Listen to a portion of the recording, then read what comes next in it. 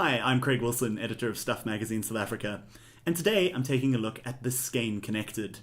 The Danish watch manufacturer bills it as a hybrid smartwatch, but that's kind of overstating things. Really, it's a fitness tracker disguised as an analog watch.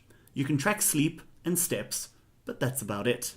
There's some very basic notification features, and the option to view other time zones or set basic alarms, but a smartwatch it isn't. There's 3 buttons on the side of the Skagen Connected, and you can set each to a different function. By default, the top button shows you the date. The second one lets you toggle between various modes. In this case, it's set to show you a second time zone, the date, and then any alarms you've got set. And by default, the bottom button lets you control music. That can be quite handy, particularly when it's connected to your phone, but your phone might be out of reach. So if, for example, you're working out and you've also got a headset connected to your phone, you can play or pause the music using that third button.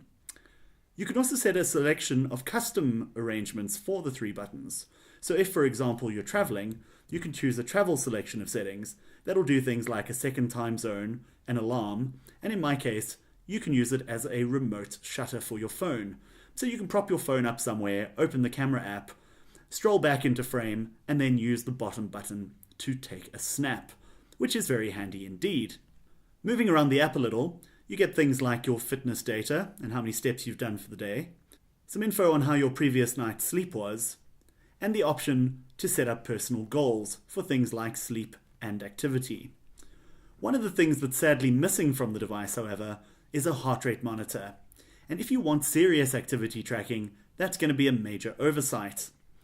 That said, it is a wonderfully understated device, and a lot of people, I think, are reluctant to wear fitness trackers because they look so obviously like fitness trackers.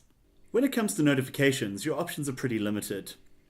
What you can do is set up notifications for a couple of apps or some of your favorite contacts.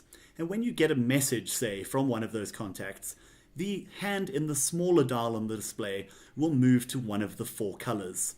Of course, that's pretty limited. You can't get any actually useful information because there is no digital display on the watch, so it's not a feature that I've found terribly useful. Still, others might like to have it. What I do like is the option to set a second time zone. I think that's particularly useful if you're traveling, and the kind of thing that's great to have a button press away. I also like the fact that you can control things like your camera or the audio on your device using the watch. It does make it seem a whole lot more useful than just being a fitness tracker. And in terms of fitness tracking, at least what you do get is a basic estimate of how you're progressing towards your daily goal, thanks to the smaller dial on the face. The right-hand side of the smaller dial is split into 4 segments, so that gives you a basic idea of how far you are towards your step goal. At the moment on this one, for example, you can see that it's about halfway, meaning I've done about 5,000 of the 10,000 steps that it sets as a daily default goal. You can set a number of alarms using the app, and when the time comes, it'll vibrate pretty aggressively on your wrist. It's great for waking up in the morning without disturbing a partner, and it's very useful for reminders throughout the day. But again, when it comes to seeing what a particular alarm is for, if you've set a label on it, you're going to have to dig into the app. When it comes to checking the fitness or sleep data, you've got to actually go into the app itself. Once you're in, you can just pull down on the display to sync the data, and flicking left or right will allow you to move through the various days to see how they compare. The Skagen Connected gets a couple of things really right. For a start, it's wonderfully understated. It looks good whether you're wearing it to a formal event, the office, or out socially. The major problem I have with it though is the fitness tracking. If you want high quality fitness data, you're going to want heart tracking. But of course, the moment you put that in, you're going to have a device that needs to be charged every day. The Skagen Connected makes do with a regular watch battery and lasts for up to 6 months.